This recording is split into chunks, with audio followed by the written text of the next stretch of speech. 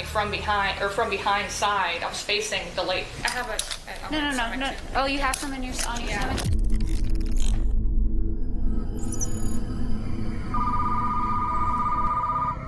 911, what is the address of the emergency? Someone came up and just shot my assistant manager. Where is the shooter? I don't have enough information. He's gone. He left in his car. He literally left a second ago. Police in Carrollton, Texas rushed to a workplace after receiving a frantic 911 call from a coworker. The caller said he had just heard gunshots outside the building. The victim was identified as 24-year-old Alyssa Burkett. According to investigators, the attacker had been waiting outside the building. This was not a random encounter. The moment Alyssa arrived for work that morning, the attacker moved toward her, armed with both a gun and a knife. Within seconds, the parking lot turned into a scene of terror. Witnesses later said they heard Alyssa screaming, begging for help, and calling out as the attack unfolded. When police officers arrived, the scene was already beyond saving. Alyssa lay near the entrance of the building. Emergency responders tried desperately to help her, but the injuries were far too severe. Alyssa Burkett was pronounced dead at the scene. At that moment, officers had no idea that this case would grow into one of the most disturbing, emotionally charged, and complex homicide investigations Carrollton had ever seen. In the days, months, and years ahead, detectives would uncover a tangled web of jealousy, obsession, custody battles, manipulation, and control, all leading to a courtroom verdict that shocked everyone who followed the case. The crime scene. Minutes after the shooting, multiple patrol units flooded the area. The location was the parking lot of an apartment rental office on MacArthur Drive. Crime scene tape quickly surrounded the area. Near the entrance sat a gray Toyota Corolla. The driver's side window was shattered. Bullet holes were clearly visible in the glass. Officers pointed out handprints on the door, signs of a desperate attempt to escape. Witnesses told police they heard a loud pop sound and immediately knew it was a gunshot. Panic spread through the building as employees ran for cover. Just a few steps away from the car, investigators found a knife sheath lying on the sidewalk. Beyond that, Alyssa's body lay motionless. She had suffered both gunshot and stab injuries. The attack was violent, intense, and personal. Paramedics worked urgently, but there was nothing they could do. At exactly 9:12 a.m., Alyssa was officially pronounced dead.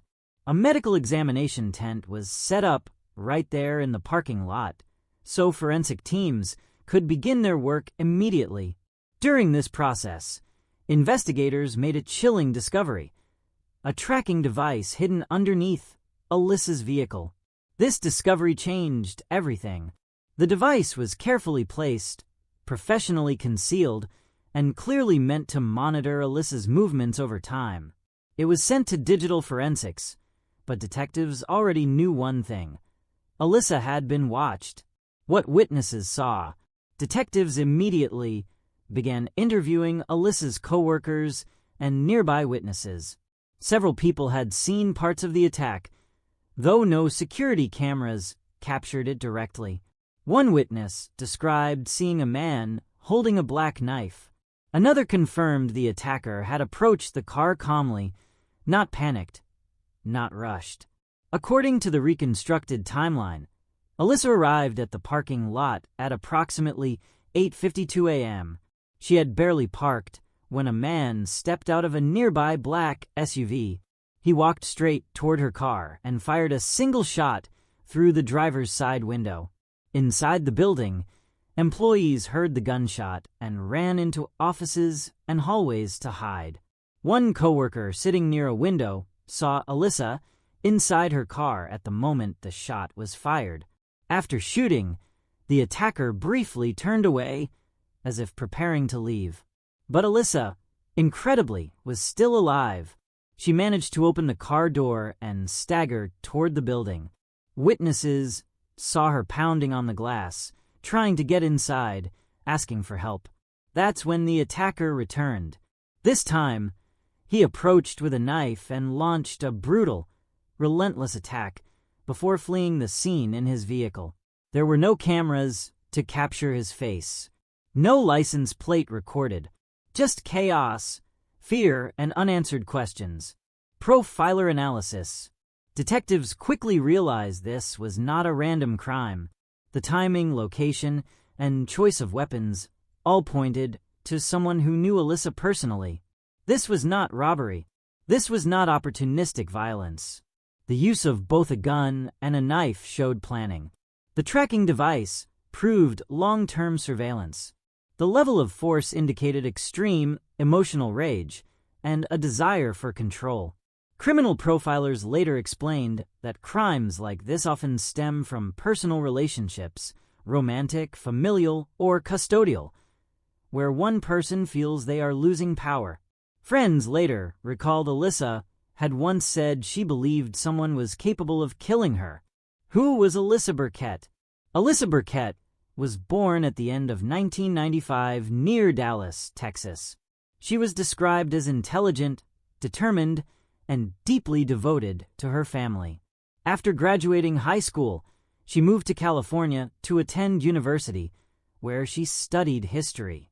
She had plans, goals, and a future she was building step by step.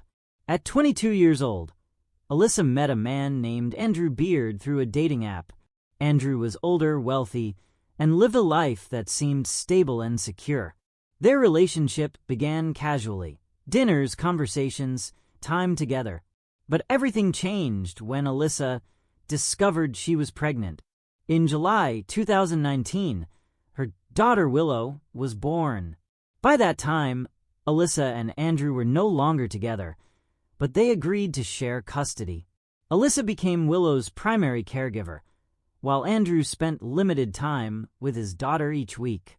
Later, Alyssa began dating another man named Ben.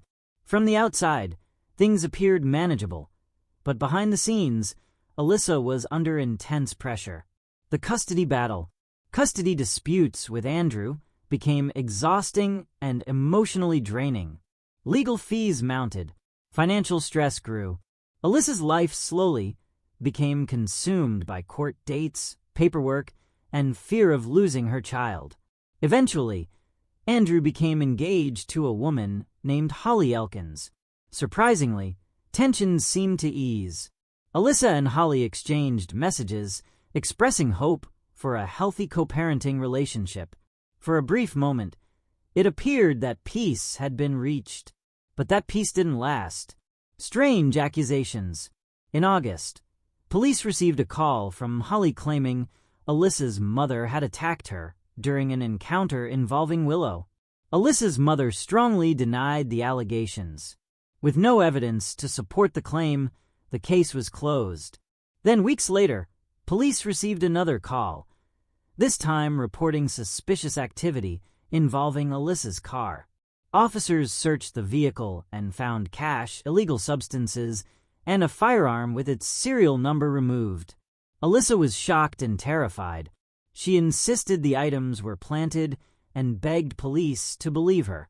Given Alyssa's clean background, lack of criminal history, and no connection to drugs or weapons, police chose not to pursue charges.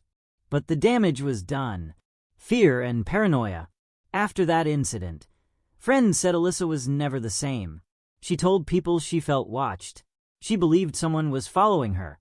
She said she had seen Andrew's car near her home, at gas stations, and outside stores. Whether coincidence or not, her fear grew stronger every day. Alyssa began asking friends to walk her to her door. She told them to look behind them. She asked them to lock doors immediately. She even created a GoFundMe page, writing that she feared for her life and her daughter's safety. This wasn't just about money. It was about survival.